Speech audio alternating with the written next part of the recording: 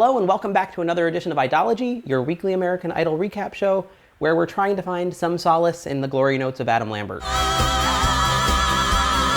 I'm here with season 6 standout Melinda Doolittle, and we're going to try and get through the elimination of Joshua Ledet without weeping. How did this happen? Who can we assign blame to? Nobody knows who did it. They haven't found any clues. What am I missing? How can I feel better about this? How can I watch next week of Idol? How? I don't understand. Oh, I'll try to. You're seriously asking me? I can't. Stop boring me and think. It's the new sexy. I could say that the 15 standing ovations might be the cause of it. I could say Phillip and his health problems took him down. The way he's feeling right now, most people would have quit. I could say that Jessica and her army took him down. I could say so many different things, but at the end of the day, I have to believe that he's gonna be just fine. He did come in third, and third is not the worst place to come in. I'm just saying. Some very good people have finished third on this show. Feast your ear tongues on these memory pops. This is the end of the road for you tonight. You, Elliot Yamin, Haley Reinhart, That probably would have sounded more commanding if I wasn't wearing my yummy sushi pajamas. and Allison Irahita. Don't tell me she finished fourth. I will never believe it. I want to talk about No More Drama because I feel like on results night, Jimmy Iovine tried to pretend that No More Drama was not an amazing performance. It's just last night, there was something missing. That's the lame way of seeing it, yes. Here's the truth. I know Joshua's going home, so I'm going to try and convince America that they did not witness an exorcism and a baptism and one of the greatest musical moments ever on Idol. I literally saw a demon race off the stage. Everyone was just like, Power at 400% capacity. How about that? I was jumping up and down. I was screaming. I was pumping my fist. I was like, no more! He's just a consummate professional, and I love him. And Yeah. he's #1 in my book. the look on his fellow contestants' faces said it all.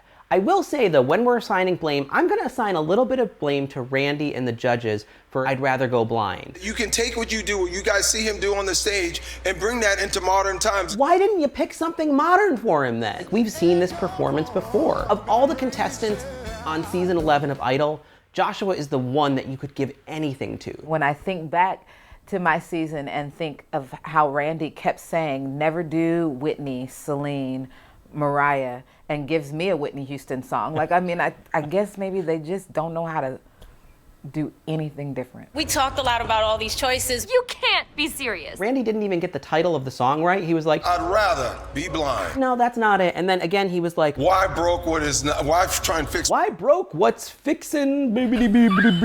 Well played, sir, right to the bitter end. You live to disappoint. You're the dumbest alive. Maybe Imagine was a good song choice, but the arrangement of it was really fusty.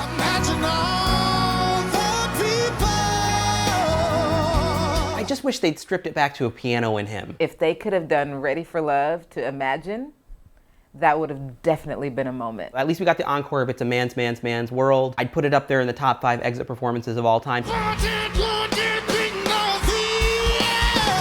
My favorite was him hugging J-Lo, going for that high note, leaning back and lifting her up off the ground.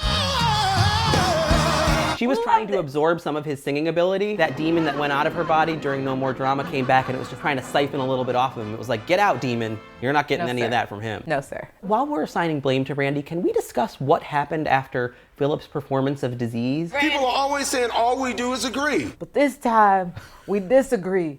Because we agree. This time we all disagree, but we actually all agree again. I didn't like it either. Wait, I don't know.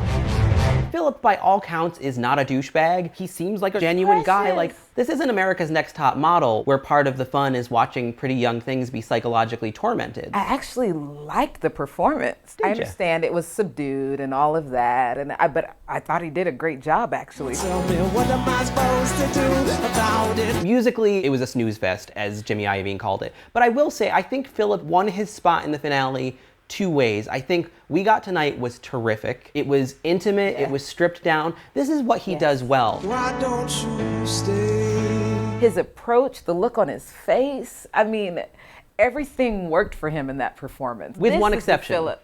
The Well, leg the rub. leg rub. I was a tad bit distracted by the leg rub. I won't lie, but I closed my eyes and everything was fine. J-Lo kept her eyes wide open during the leg rub.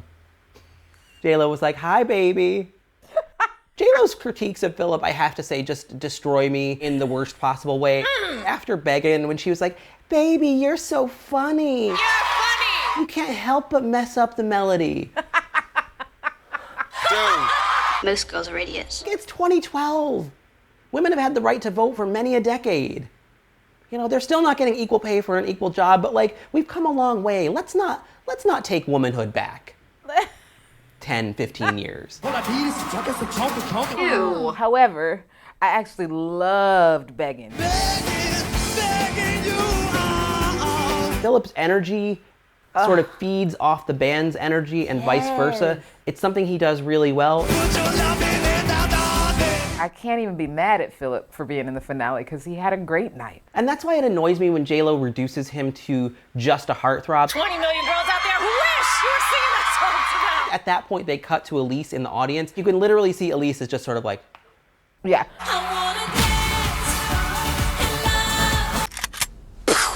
we've got to talk about Jessica Sanchez. I'm going to go out on a limb. I'm going to go all the way to the end of the limb and say that she will win season 11 of Idol. I guarantee it.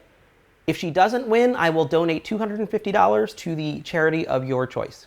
Malaria no more. Bring Done. it. She really didn't have a great week. However, when I look over the entire season, when I look at both of them over the entire season, how can Jessica lose this? Jessica finished third on Top 3 Performance Night. And if you're the kind of person who judges the show based on week to week and you're only as good as your most recent performance, then she deserved to go. But I felt like based on her body of work, she had a slight edge over Phillip and deserved that spot in the finale. Unfortunately, I thought she deserved the spot in the finale opposite Joshua.